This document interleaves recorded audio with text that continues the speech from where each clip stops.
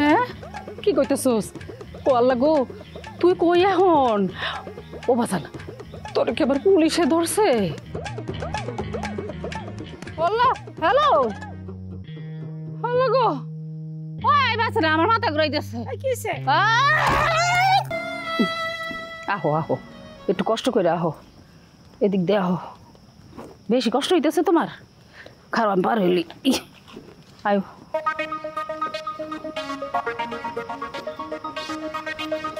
একটু এখন একটু তাড়াতাড়ি আহো।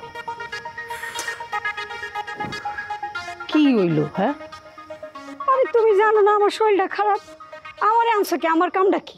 এই একলা সাক্ষী দেবো আমি? হ্যাঁ, তোমার সাক্ষী দিতে হইব না, আমি তো একলা পারবো না।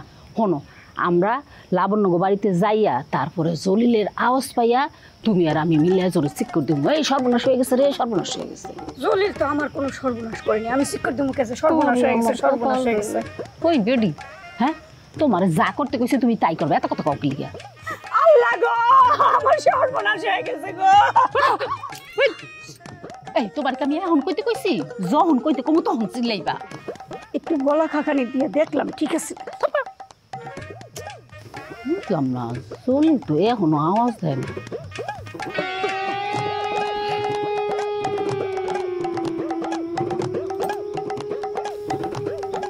হ্যালো, কি রে তুই কই? আওয়াজ দেস না কে? কাম হইছে? হ্যাঁ কি কইতেছস? ও আল্লাহ গো, তুই কই এখন? ও বাঁচান, তোর কি আবার পুলিশে ধরছে? আল্লাহ, হ্যালো আল্লাহ গো, ওই বাঁচান, আমার মাথা ঘুরাইতেছে। কি হইছে? কে গেল?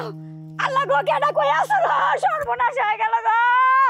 ওই তোমরা কেডা কই আছো? সর্বনাশ হয়ে গেছে, দেখো, বাঁচাও আমাকে। কেমনে পারলি তুই এটা? কেমনে করতে পারলি এই কাজটা? হ্যাঁ, ছি ছি ছি ছি মালতী, তোর এখন দেখতে আমার ঘৃণা লাগতেছে। তুমি বিশ্বাস করো, আমার কথাটা বিশ্বাস করো, আমি ইচ্ছা করে এই কাম করি নাই।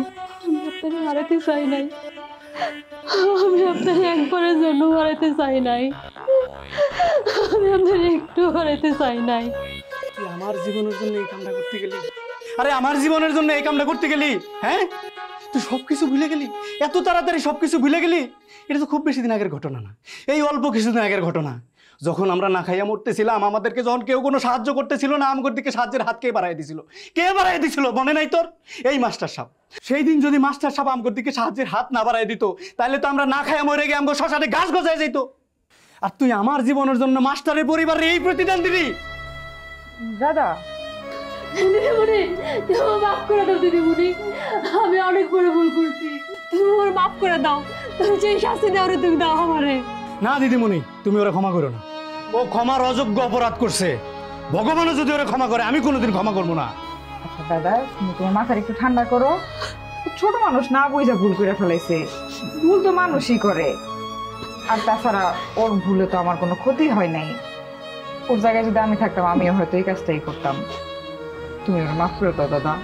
দেখ, দেখছস, সাক্ষাৎ ভগবান খাড়াই রয়েছে সামনে। দিদি, তুমি কইলা দেখে আমি ওরে শুধু ক্ষমা করে দিলাম, নয়তো আমি ওরে জীবনে কোনোদিন ক্ষমা করতাম না। খুশি হলাম দাদা। তুমি কিন্তু এই বিষয় নিয়ে মালতীর আর কিছু বলবা না। মালতী, জি দিদিমণি। কালকে কিন্তু সকাল সকাল চলে আসবা, আমি সকাল সকাল বাড়ি হয়ে যাব, ঠিক আছে? আচ্ছা ঠিক আছে দিদিমণি। দাদা, আমি যাই। জি দিদি।